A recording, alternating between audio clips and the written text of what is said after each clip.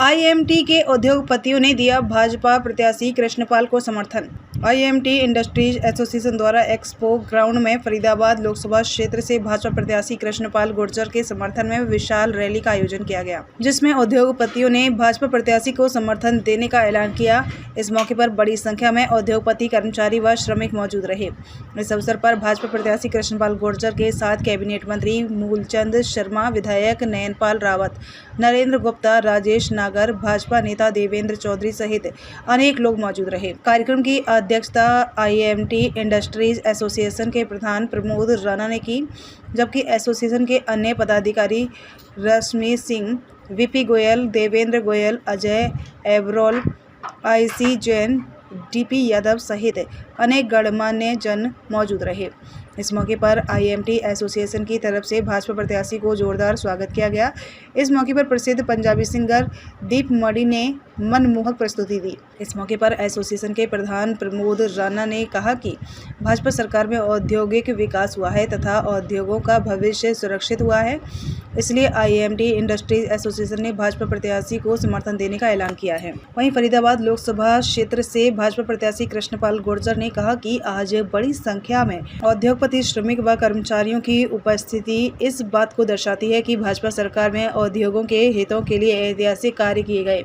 उन्होंने IMT industries association का भी आभार व्यक्त किया। आपने दिया, सेवा का दिया, उसका भी आप शासन जानते हो। देश और दुनिया में भारत की गरिमा को माननीय मोदी जी ने किस कदर बढ़ाया, आप ये भी जानते हो।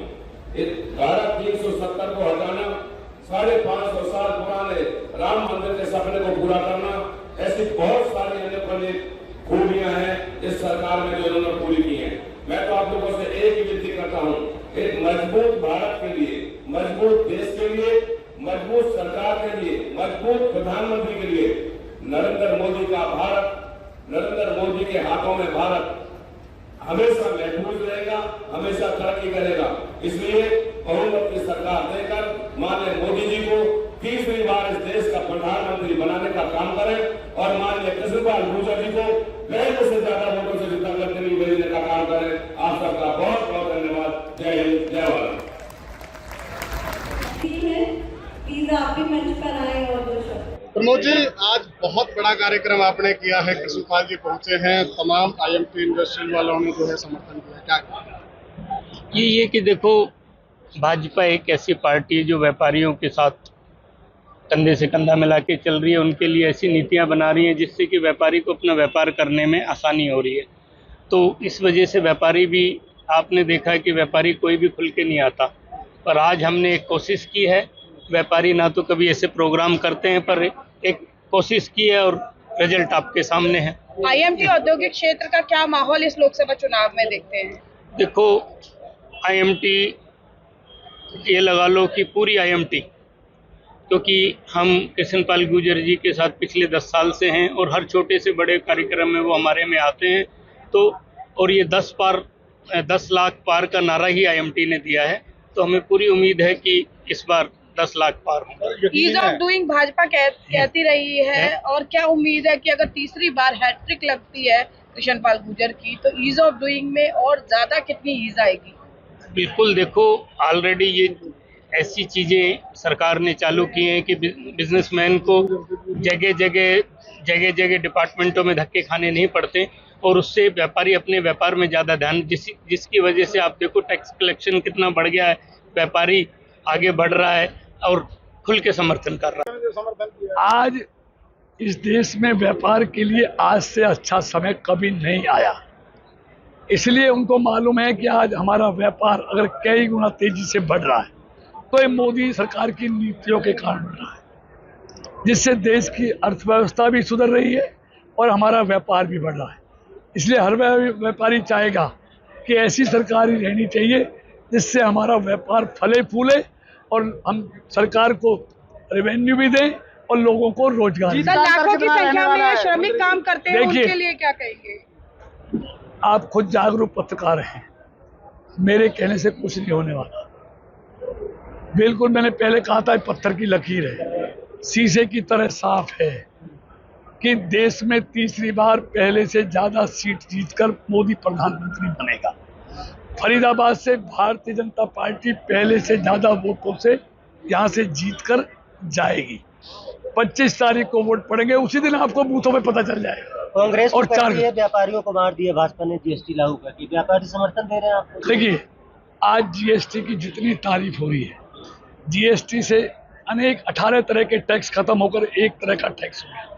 व्यापारियों से पूछो ना, कांग्रेस ने तो सब कुछ खत्म कर दिया था, देश को ही खत्म कर दिया था।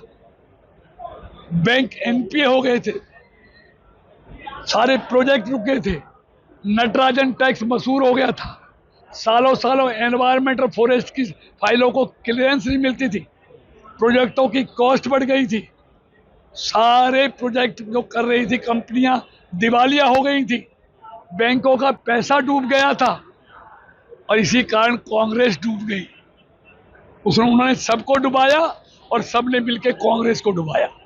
मंत्री जी, लगातार जो डबल ट्रिपल मेहनत जो कृष्णपाल की हो रही है, क्या उससे बौखलाए हुए हैं कांग्रेसी? देखिए, अब किसी को बौखलाए तो मुझ पर कोई इलाज नहीं, लेकिन मंचों से गाली देना सर। देखिए, एक मोदी जी हैं जो कहते हैं बेटी बचाओ बेटी पढ़ाओ, और एक कांग्रेस के नेता हैं क्या कहते हैं, बेटियों को सरे मंच से गालियां देते हैं। दूसरा, हम पर आरोप लगाते हैं 10 साल में आरक्षण पर कोई आज तक नहीं आई और लोगों को गुमराह करते हैं। और कांग्रेस पार्टी का फरीदाबाद से उम्मीदवार क्या कहता है, आरक्षण पर पुनर्विचार होना चाहिए। तो आरक्षण के विरोधी वो हैं या हमें? भारतीय जनता पार्टी ने कभी आरक्षण के बारे में हटाने की बात सोच भी नहीं सकती। हमारे नेता नरेंद्र मोदी का बयान आ गया, संघ का बयान आ गया, लेकिन उनके उम्मीदवार कांग्रेस के क्या बोल रहे हैं, जरा इसका भी संज्ञान लेना चाहिए। वो कहते हैं आरक्षण पर पुनर्विचार होना चाहिए।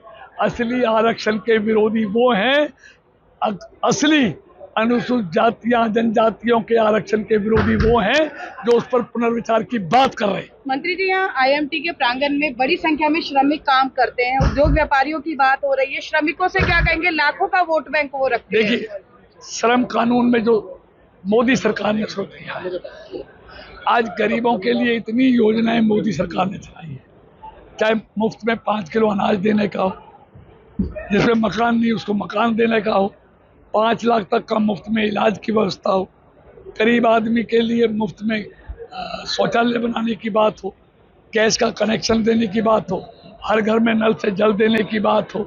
तो ये सारी योजनाएं गरीबों के लिए हैं। और श्रम मंत्रालय ने श्रमिकों के लिए इतने सुधार किए हैं, उनके लिए 60 साल के बाद पेंशन की योजना है वो उनकी शुरू कर दी है। साथ में उनकी जो पीएफ था उसकी राशि बढ़ा दी है। पहले 15,000 तक पीएफ तनख्वाह वालों को पीएफ बढ़ता था, मोदी जी ने बढ़ाकर वो 10,000, मोदी जी ने बढ़ाकर वो 20,000 कर दिए कि अब उसको भी पीएफ का लाभ मिलेगा। तो श्रमिकों के लिए भी मोदी सरकार ने अनेक काम किए हैं।